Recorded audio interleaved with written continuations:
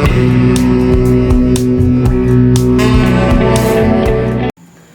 Students, आज हम लोग एल्गी के जनरल कैरेक्टर्स के बारे में स्टडी करने वाले हैं। तो ये जो एल्गी टर्म है, इस टर्म को जो है सो डिराइव किया गया है एक ग्रीक वर्ड फाइकस से। ग्रीक वर्ड फाइकस का मतलब होता है सीवीड। सीवीड का मतलब होता है समुद्री खरपतवार। एल्गी को जो है सो समुद्री खरपतवार माना जाता है। एल्गी को साइंस में जो है स्टडी जो किया जाता है जिस ब्रांच के अंतर्गत, उसको हम लोग फाइकोलॉजी कहते हैं, यानी कि the study of algae is known as phycology.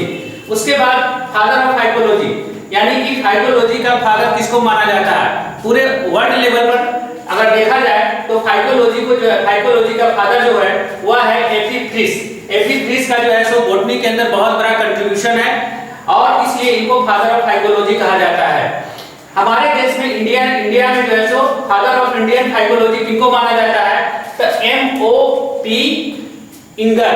MOP. Inger, इनका भी जो है सो बॉटनी के अंदर प्लांट के ऊपर बहुत अधिक मात्रा में रिसर्च किए हुए हैं। इन्होंने बहुत सारी बुक्स भी लिखी हैं। इनका जो है सो बॉटनी के अंदर बहुत बड़ा कंट्रीब्यूशन है, इसलिए इनको फादर ऑफ फाइकोलॉजी माना जाता है। तो एल्गी का जो जनरल कैरेक्टर्स है, इसमें हम लोग जो है 5 बेस इसका देखेंगे। सबसे पहले हम लोग ये देखेंगे कि एल्गी को प्लांट किंगडम के अंतर्गत उसको कहां पर जगह मिला है, तो उसका पोजीशन क्या है। उसके बाद इसका हैबिट और हैबिटेट क्या है, और थैलस स्ट्रक्चर कैसा होता है। उसके बाद इसका सेल स्ट्रक्चर कैसा होता है, और फिर लास्ट में हम ये चीज देखेंगे कि एल्गी में रिप्रोडक्शन का प्रोसेस कैसे होता है। तो सबसे पहले हम लोग पोजीशन को देखते हैं। तो इसका जो पोजीशन प्लांट किंगडम के अंतर्गत रखा गया है, जैसा कि हम लोग जानते हैं कि पूरे प्लांट किंगडम को 5 सब किंगडम में क्लासिफाई किया गया है। सबसे पहला है थैलोफाइटा, ब्रायोफाइटा, टेरिडोफाइटा, जिम्नोस्पर्मी और एंजियोस्पर्मी। ये जो क्लासिफिकेशन किया गया है on the evolution of plant, यानी प्लांट के इवोल्यूशन के आधार पर। तो इसमें जो है जो एल्गी है, वह एल्गी जो है इसका जो पोजीशन दिया गया है वह थैलोफाइटा के अंतर्गत दिया गया है, क्योंकि इसके अंदर जो प्लांट होते हैं काफी जो है सो सिंपल प्लांट होते हैं और इनका प्लांट का जो प्लांट जो होता है ये थैलस लाइक होता है, यानी कि ये थैलवार्ड होता है। थैलवार्ड का मतलब क्या होता है? जिसमें आप रूट, स्टीम और लीफ को डिफरेंशिएट नहीं कर पाते। तो एल्गी क्या है? एल्गी जो है यह क्लोरोफिल युक्त पौधों का एक समूह होता है, जिसको जो है जिसका स्ट्रक्चर जो होता है वह थैलस नुमा होता है। ये जो थैलस और थैलस का जो स्ट्रक्चर होता है बहुत ही सिंपल होता है, बहुत सरल होता है ना। तो ऐसे पौधे को हम इसको जो स्थान दिया गया है वह थैलोफाइटा में दिया गया है। तो सबसे पहला जो कैरेक्टर है वह है हैबिट एंड हैबिटेट, यानी कि इसका हैबिट एंड हैबिटेट का मतलब क्या होता है कि स्वभाव और उसका घर, यानी कि वास स्थान, जिस जगह पर वह रहता है उसको हम हैबिटेट कहते हैं, और हैबिट का मतलब होता है उसका नेचर और स्वभाव। इसके आधार पर अगर देखा जाए तो प्लांट जो एल्गी होता है वह 3 जगहों पर ग्रो करता है। एक जो है सो एक्वेटिक, दूसरा टेरेस्ट्रियल और तीसरा अनयूजुअल। एक्वेटिक का मतलब होता है पानी में, यानी कि बहुत सारे एल्गी ऐसे होते हैं, ज्यादातर एल्गी ऐसे होते हैं जो एक्वेटिक होते हैं, यानी कि वह पानी में पाए जाते हैं। दूसरा है टेरेस्ट्रियल, बहुत सारे एल्गी ऐसे होते हैं जो स्थल भाग पर पाए जाते हैं, और बहुत सारे ऐसे एल्गी होते हैं जो अनयूजुअल। अनयूजुअल का मतलब ये होता है कि वैसे जगह जहां पर हम कल्पना नहीं कर सकते हैं कि इस जगह पर पौधा कोई ग्रो भी कर सकता है, लेकिन वैसे जगहों पर भी वह पौधा ग्रो कर सकता है, जिसको हम लोग एक्सप्लेन से इसको हम लोग देखेंगे।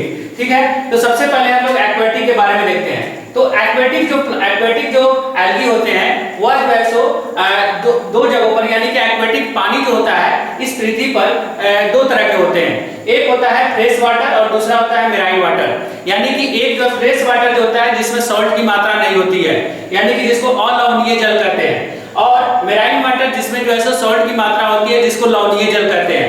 तो एल्गी जो है दोनों जगहों पर पाए जाते हैं, फ्रेश वाटर में भी और मेराइन वाटर में भी। फ्रेश वाटर में जो एल्गी पाए जाते हैं, जैसे कि नदी हो गया, तालाब हो गया, कोई गड्ढे हो गए, कोई पूल हो गए, उन जगहों पर जो है सो ये ग्रो करते हैं, यानी कि जिसमें लवण की मात्रा नहीं होती है। इसमें हो गया क्लेडोफोरा, कारा, उडोगोनियम, ये सब जो है सो फ्रेश वाटर एल्गी कहलाते हैं। कुछ एल्गी ऐसे होते हैं जो कि लवणीय जल में पाए जाते हैं, यानी कि समुद्र के पानी में जा पाया जाता है। तो ऐसे जो है सो एल्गी होते हैं एक्टोकार्पस, सार्गेशम और फ्यूकस।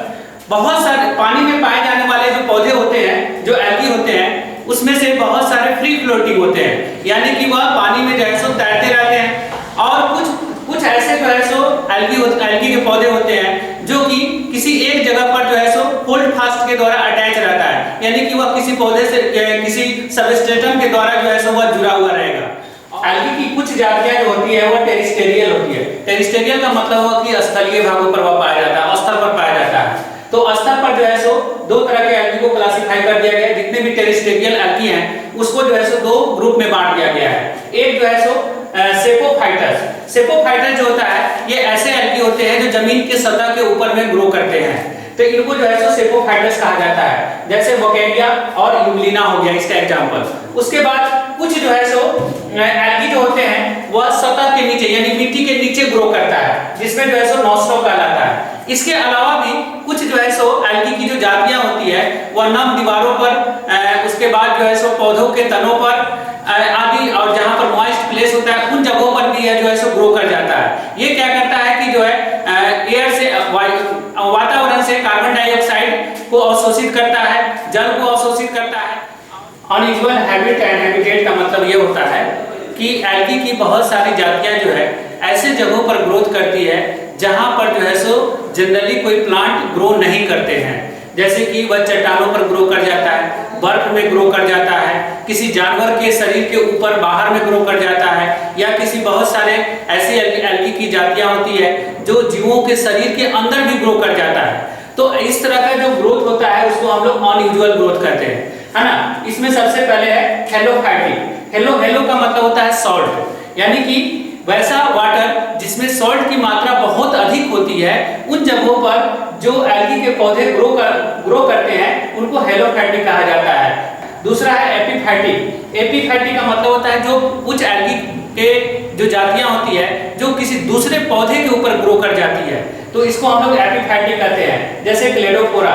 एपीजोई, कुछ एल्गी जो होते हैं वह किसी दूसरे जीव के ऊपर ग्रो कर जाता है, जैसे मछली के शरीर के ऊपर, कछुआ के शरीर के ऊपर, मोलस्का के शरीर के ऊपर। क्लेडोफोरा जो है सो अनेक जातियां, क्लेडोफोरा की अनेक जातियां जो होती है वह जो है स्नेल जो घोंघा होता है उसके शरीर के ऊपर जो है सो ये ग्रोथ कर जाता है।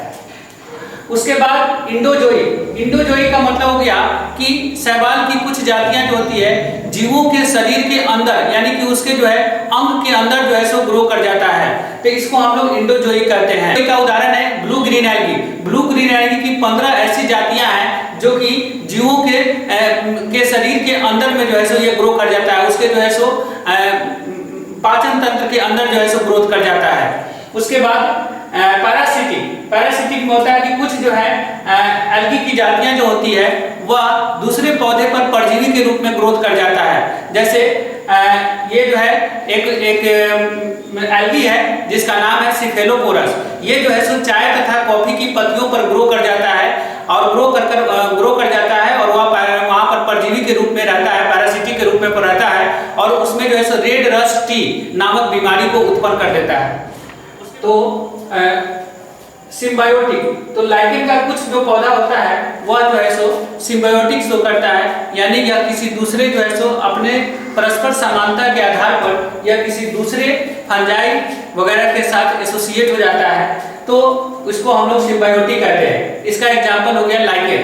उसके बाद क्रिप्टोफाइटिक। क्रिप्टोफाइटिक में क्या होता है कि एल्गी के कुछ पौधे ऐसे होते हैं जो बर्फ से ढके हुए पर्वत जो होता है, पहाड़ होता है जहां पर बर्फ की मोटी परत बिछी हुई रहती है, वैसे जगहों पर ये जो है सो क्या होता है कि ग्रोथ कर जाता है। इसका एग्जांपल है मेसोटेनियम। उसके बाद लिथोफाइटिक। बहुत सारे एल्गी के पौधे जो होते हैं वह चट्टान के ऊपर, आर्द्र मॉइस्ट चट्टान जो होता है जहां नमी उमी रहती है, उस चट्टान के ऊपर जो है सो ये ग्रोथ कर जाता है, जैसे कि नॉस्टॉक। और उसके बाद है लास्ट है थर्मोफाइटस। थर्मोफाइटस जो होता है जहां गर्म पानी का जो झरना होता है जिसका तापमान 50 से 70 डिग्री सेल्सियस होता है, तो वैसे जगहों पर भी इस गर्म पानी के झरने में भी जो है सो यह आसानी से ग्रो कर जाता है। इसका एग्जांपल हो गया हैप्लोसाइफोन। तो तीसरा जो एल्गी का जनरल कैरेक्टर है वह थैलस स्ट्रक्चर। थैलस स्ट्रक्चर इसका कैसा होता है, तो इसमें जो है सो दो तरह के देखे जाते हैं, एक यूनिसेलुलर और दूसरा मल्टीसेलुलर। यूनिसेलुलर में क्या होता है कि एल्गी की बहुत सारी ऐसी जातियां होती है जिनका पूरा थैलस ऑर्गेनाइजेशन जो होता है वह एक ही सेल का होता है, यानी पूरा जो है थैलस एक ही सेल का बना होता है। अब इन सेल में जो है बहुत ज़्यादा डिफरेंशिएट नहीं होने के कारण इसके जितने भी जीवन की लाइफ साइकिल जितना भी होता है, इसके जीवन के जितनी भी एक्टिविटी होती है वह सारा एक्टिविटी जो है सो एक ही सेल के द्वारा किया जाता है। तो उसको हम लोग यूनिसेलुलर कहते हैं। जैसे कि इसका एग्जाम्पल हो गया क्लेमाइडोमोनास। दूसरा है मल्टीसेलुलर। तो एल्गी की बहुत सारी ऐसी जातियां होती है जो कि बहुकोशिकीय होते हैं, जिनमें कोशिकाओं की संख्या एक से अधिक होती है, वो मल्टीसेलुलर हो गया। और मल्टीसेलुलर के स्ट्रक्चर के आधार पर, उसके थैलस के स्ट्रक्चर के आधार पर मल्टीसेलुलर को भी कई पार्टों में डिवाइड किया गया है, जैसे कोलोनियल, फिलामेंटस, साइकोन्सियस और पैरेन्काइमा।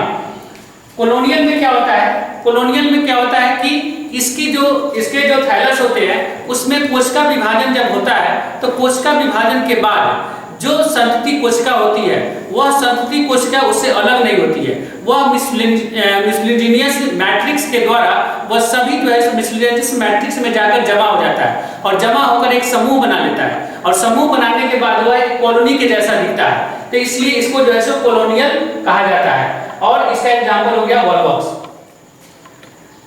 फिलामेंटस में क्या होता है कि इसमें जो है इसकी कुछ जो जातियां शैवाल की होती है, जिसमें कोशिकाओं का विभाजन होने के बाद उसकी जो संतति कोशिकाएं होती है वह संतति कोशिकाएं जो है सो वह अलग नहीं होती है और वह एक ही दिशा में जुड़ता चला जाता है। जैसे कि देखिए ये जो है सो एक कोशिका है, अब ये विभाजित होकर ऐसे बगल इसके जो है सो सीधा ऐसे जुड़ते जा रहा है, तो यह जो है सो फिलामेंट का फॉर्मेशन कर लेगा। तो इसमें जो है सो दो तरह के हो जाते हैं, एक ब्रांच और दूसरा अनब्रांच्ड। अगर यह सीधा एक ही दिशा में अगर यह जुड़ता जा रहा है तो इसको हम लोग अनब्रांच्ड कहेंगे, जैसे कि साइटोनीमा में होता है। और अगर इसके पार्श्व दिशा में यानी कि साइड में ऐसे, यह जो है साइड में ऐसे जुड़ता जा रहा है तो यह एक ब्रांच का फॉर्मेशन हो गया। अगर मान लीजिए यहाँ से भी यह जुड़ रहा है तो यह एक ब्रांच का फॉर्मेशन कर रहा है, तो इसको हम लोग जो है सो ब्रांच कहेंगे। इसका एग्जांपल हो गया स्पाइरोगाइरा। उसके बाद है साइकोनेसियस। साइकोनेसियस में क्या होता है कि शैवाल की कुछ जातियां जो ऐसी होती है जिसका थैलस जो होता है एक ट्यूब लाइक होता है, नली के जैसा होता है, नली नुमा थैलस से मिलकर होगा, वह जो है सो साइकोनेसियस कहलाएगा। इसमें जो है इसका एग्जांपल हो गया एफेनोथीसिया। उसके बाद है नेक्स्ट है पैरेन्काइमा। तो पैरेन्काइमा में क्या होता है कि कुछ शैवाल जो होते हैं जिनका थैलस का विकास जो है तंतु को जो उसका फिलामेंटस होता है वह दो या दो से अधिक तलों के विभाजन से होता है ना। तो अगर वह डिफरेंट लेवल से वह डिवीजन हो रहा है तो उसको हम लोग जो है सो पैरेन्काइमा कहेंगे। इसका एग्जांपल हो गया सार्गेसम। चौथा जो एल्गी का कैरेक्टर है वह है रिप्रोडक्शन। तो रिप्रोडक्शन जो है एल्गी में तीन तरह से देखा जाता है, एक वेजिटेटिव, दूसरा जो है सो सेक्सुअल और एसेक्सुअल, और तीसरा जो है सो सेक्सुअल। यानी कि ये तीन तरह से रिप्रोडक्शन का प्रोसेस एल्गी में देखा जाता है। तो वेजिटेटिव रिप्रोडक्शन में क्या होता है कि एल्गी की कुछ जातियां जो होती है जो किसी पौधे के किसी भाग से टूटकर अलग हो गया, और जो टूटा हुआ भाग है उसमें जो प्रोटोप्लास्ट जो होता है उसके प्रोटोप्लास्ट में कोई विशेष चेंज नहीं होता है। मतलब यह हुआ कि इसके प्रोटोप्लास्ट में कोई रेजुवेनेशन नहीं होता है, और रेजुवेनेशन नहीं होने के कारण वह टूटा हुआ तंतु जो होता है नए पौधे में परिवर्तित हो जाता है। दूसरा है एसेक्सुअल रिप्रोडक्शन। तो एसेक्सुअल रिप्रोडक्शन में क्या होता है कि बहुत सारे एल्गी में का जो प्रोटोप्लाज्म होता है उस प्रोटोप्लाज्म में जो है सो उसे टूटकर अलग होने के बाद उसमें रेजुवेनेशन होता है, और इस प्रकार जो है सो उसके जनन में मतलब कि कोशिकाओं में एक विशिष्ट प्रकार से विभेदित होता है और विभेदित कोशिकाओं का निर्माण होता है। और वह जो विभेदित कोशिका जो निर्माण होता है उस कोशिका से कोशिका बिना किसी दूसरे कोशिका के साथ संलयित हुए यानी कि यहाँ पर जो है सो फ्यूजन नहीं होगा, बिना फ्यूजन के ही वह नए पौधे को विकसित कर लेता है। तो इसको हम लोग जो है सो एसेक्सुअल रिप्रोडक्शन करते हैं। और तीसरा होता है सेक्सुअल रिप्रोडक्शन। तो बहुत सारे ऐसे जो है सो एल्गी की जातियां होती हैं जिसमें जनन अंग का विकास होता है, और जनन अंग का विकास होने से वह जनन कोशिकाएं जो होती है जनन कोशिकाओं का निर्माण होता है, और वह जनन कोशिका आपस में संलयित होकर युग्मनज बनाते हैं, और उस युग्मनज से जो है सो नए पादप का निर्माण हो जाता है। एल्गी का जो पांचवा जनरल कैरेक्टर है वह है सेल स्ट्रक्चर। तो सेल स्ट्रक्चर इसका कैसा होता है? तो अलग अलग एल्गी में, एल्गी की अलग अलग जातियों में आपको अलग अलग तरह के सेल देखने को मिलेंगे। इसमें प्रोकैरियोटिक, यूकैरियोटिक और मीजोकैरियोटिक सेल आपको देखने को मिलेंगे, उनका स्ट्रक्चर आपको देखने को मिलेगा। प्रोकैरियोटिक में क्या होता है? ये बहुत ही प्रिमिटिव होता है। इसका जो न्यूक्लियस होता है उसके ऊपर न्यूक्लियर मेम्ब्रेन नहीं होता है, तथा इसके बहुत सारे जो सेल ऑर्गेनेल्स होते हैं जैसे कि प्लास्टिड, माइटोकॉन्ड्रिया, गोल्गी कैप, ये सब मेम्ब्रेनस होते हैं जो कि इसमें नहीं पाए जाते हैं प्रोकैरियोटिक सेल के अंतर्गत। उसके अलावा इसके डीएनए में हिस्टोन भी नहीं पाया जाता है, और इसका जो सेल वॉल होता है उसका सेल वॉल में म्यूकोपेप्टाइड भी नहीं देखने को मिलता है। जबकि यूकैरियोटिक जो होता है ये जो है सो वेल डेवलप होता है। इसका जो न्यूक्लियस होता है उसमें न्यूक्लियर मेम्ब्रेन आपको देखने को मिलेगा। उसके अलावा जो भी मेम्ब्रेनस ऑर्गेनेल्स होते हैं जैसे कि प्लास्टिड, माइटोकॉन्ड्रिया, गोल्गी कैप, ये सब इसमें प्रेजेंट रहता है। उसके बाद तीसरा है मीजोकैरियोटिक। तो मीजोकैरियोटिक जो होता है ये आपको डायनोफाइसी क्लास के अंतर्गत आने वाले एल्गी में आपको देखने को मिलता है। इसके अंतर्गत जो है, इसके अंतर्गत आपको न्यूक्लियस तो आपको प्रेजेंट मिलेंगे, लेकिन क्रोमोसोम और बेस प्रोटीन यानी क्षारीय जो प्रोटीन होता है वह आपको